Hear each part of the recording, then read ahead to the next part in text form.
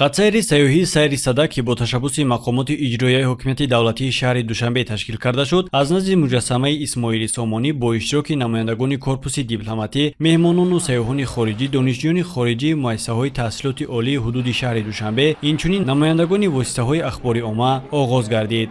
дар доираи ҷашни бузурги сада бо ташаббуси мақомоти иҷроияи ҳокимияти давлатии шаҳри Душанбе хатсайри сайри сада бо ҷалби корпусҳои дипломатӣ, меҳмонон ва сайёҳони хориҷӣ, инчунин донишҷӯёни хориҷие ки дар ҳудуди шаҳри Душанбе дар муассисаҳои олӣ таҳсил менамоянд ва намояндагони воситаҳои ахбори омма ба таври ройгон ташкил гардид.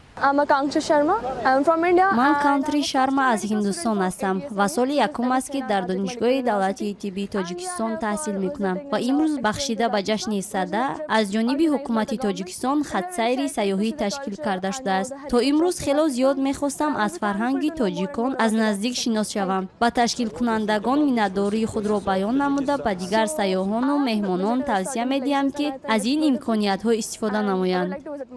ҳадаф аз ташкили хатсайри сайёҳӣ рушди соҳаи сайёҳӣ, ташаккул ва муаррифии бренди миллии сайёҳӣ, маркетинг ва пешбурди маҳсулоти соҳаи сайёҳӣ, ҳифз, инкишоф ва истифодаи оқилонаи захираҳои табиию рекреатсионӣ ва мероси таърихию фарҳангӣ дар доираи таҷлили ҷашни сада арзёбӣ гардид. Бояд гуфт ки ҷашнҳои миллии мо аз қабили сада, наврӯз, тиргон ва меҳргон ҳамасола бо шукӯҳи хос таҷлил гардида ба бренди сайёҳӣ табдил ёфтаанд. Аз мушоҳидаҳо бармеояд ки сайёҳони хориҷӣ ба ин ду ҷашнҳои миллии мо тоҷикон таваҷҷӯҳи бештар доранд. Бояд иброз дошт ки дар хатсайри сайёҳӣ сайри сада роҳбаладон бо забонҳои тоҷикӣ, русӣ ва англисӣ доир ба имкониятҳои сайёҳии шаҳри Душанбе ва моҳияти ҷашни сада ба иштирокчиёни хатсайр маълумоти мушаххас пешниҳод намуданд. Бояд тазаккур дод ки ҷашнҳои миллӣ метавонанд барои муаррифии таъриху фарҳанг, урфу одат, имконияти сайёҳии мамлакат ва ҷалби бештари сайёҳони хориҷӣ ҳамчун бренди миллии сайёҳӣ хизмат намоянд.